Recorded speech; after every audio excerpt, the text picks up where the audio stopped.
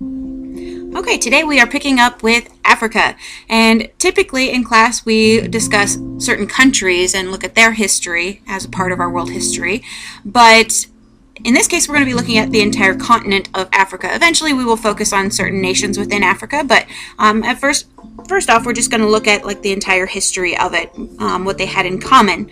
So the early continent of Africa, agriculture will spread south from the Nile, and eventually tribes will enter into the savanna region of Africa. And a savanna is great grassy plains, and there's a lot of grazing animals located there. But Africa as a whole has a lot of resources. There's a lot of salt, a lot of iron, gold, copper, diamonds.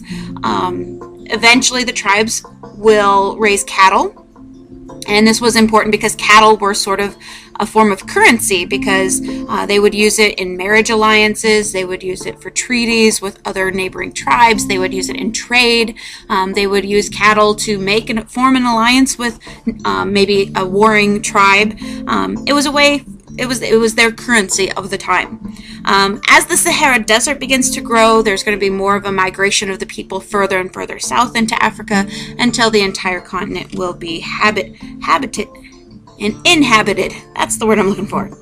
So Africa eventually becomes a continent of many people and many different traditions, and wherever they go, they are adapting to the land around them. Wherever they settle, they adapt to the environment, and they get ideas from the surrounding people or from the animals in the area of how they survive, all kinds of stuff. So in the early history of Africa, it is a continent of hunters and food gatherers. They lived in small villages, but they had great knowledge of the land around them.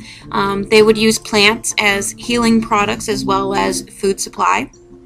Eventually, they will incorporate herding and fishing. The limited grass, especially in the savanna region, is going to make them nomadic, so they will move with the herds. Men will hunt and fish, and the women are responsible for preparing the meals, much like the nomadic tribes of ancient Europe would be. They would develop a warrior class in order to protect the herds, and they fished along the coasts and the rivers, which was, in most cases, their main source of food. And they would trade the fish for other products like grain or skins in order to make clothing and that kind of thing. Eventually, they will settle down as well, and they'll begin to farm. A lot of African tribes used slash and burn agriculture, which is where you cleared out the forest land or the brush land and burned the brush and the trees and foliage down. And this would help to fertilize the land, and so it helps to renew the fertility. But you had to move on when the land lost its fertility, and then the land would be able to regrow, and you'd have like a lush forest again, and then eventually they'd come back and slash and burn it back down and use it for farming. So it was kind of a cycle thing that was going on.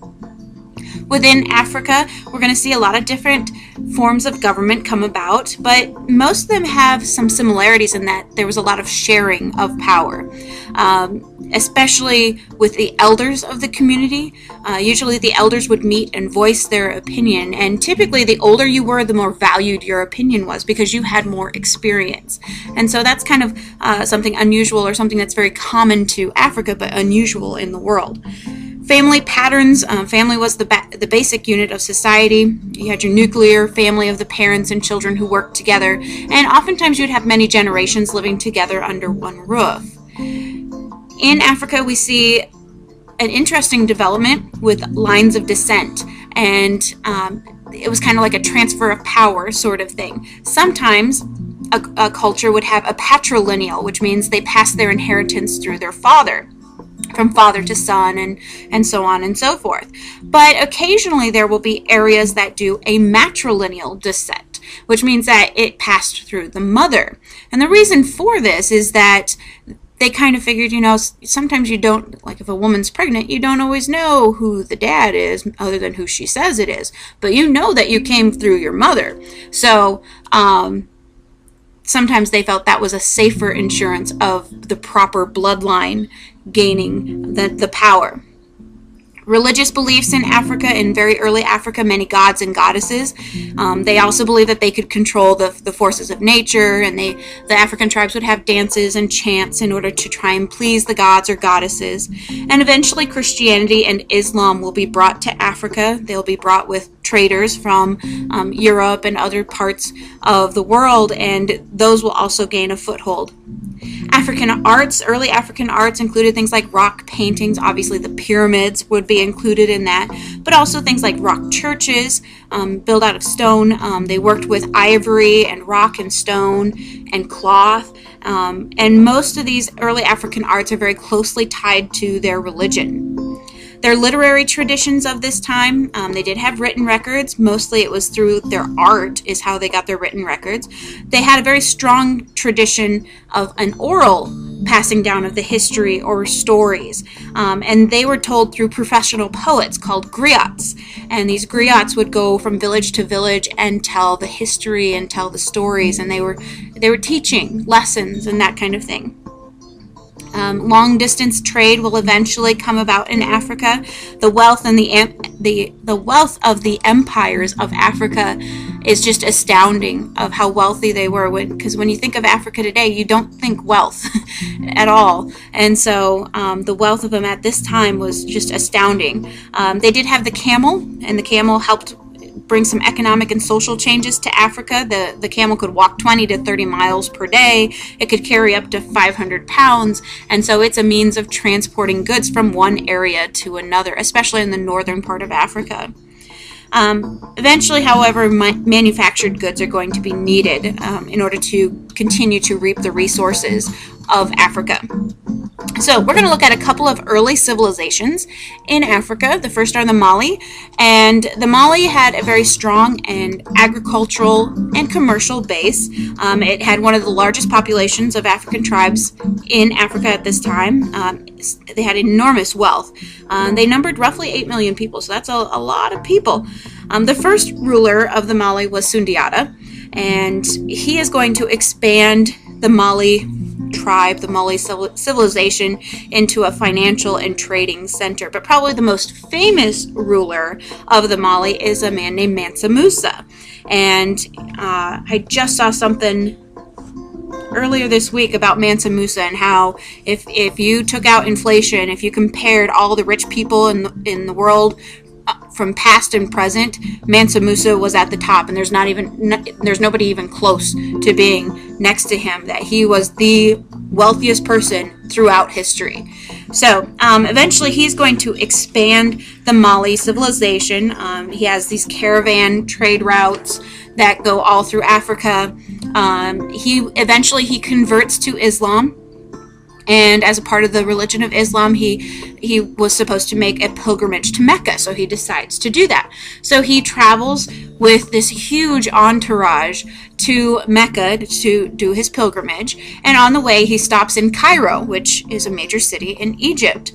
And it just proved his wealth and his power, because he comes waltzing in this grand parade with elephants and camels and gold all over the place and all kinds of stuff.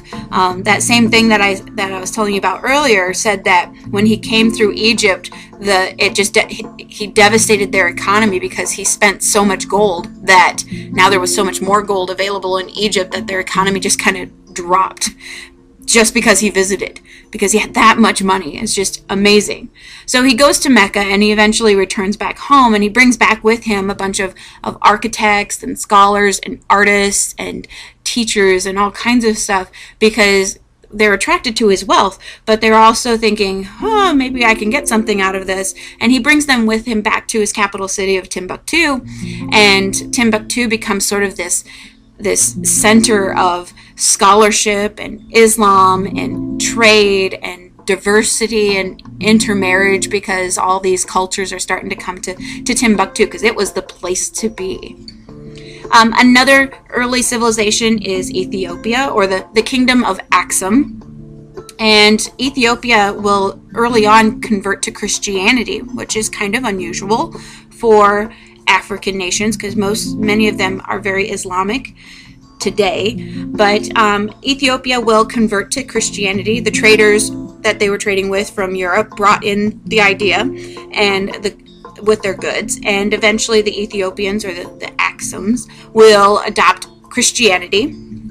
It's called Coptic Christianity, and Coptic just refers to some Egyptian ties, because the traders came through Egypt to get to Ethiopia. And Ethiopia will be the only Christian nation in Africa, and it still is the only Christian nation in Africa today. And so it has often been threatened by Islam, especially like during the time of the Crusades. That's been a huge concern.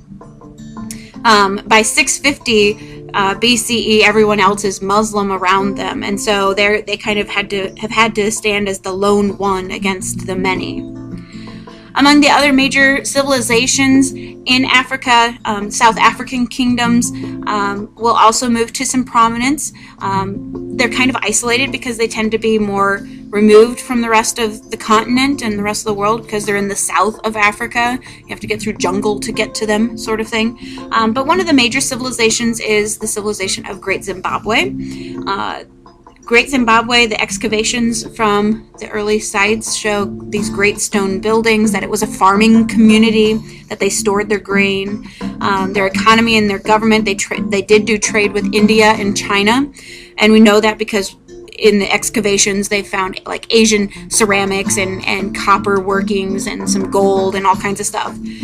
They had a king who presided over a large court, but he shared his authority with his queen mother and other queens who had their own courts. So it wasn't quite like he was the dominant person. He was working in conjunction with several other people.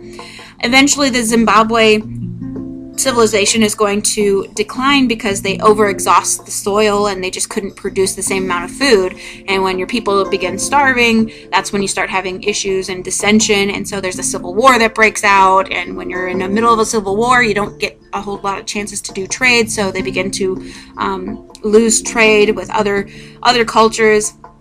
Eventually they will migrate north, or at least that's what historians' best guess is, because we really don't know what happened to the Zimbabwe tribes. We just know they kind of disbanded at some point. Not real sure where they went after that.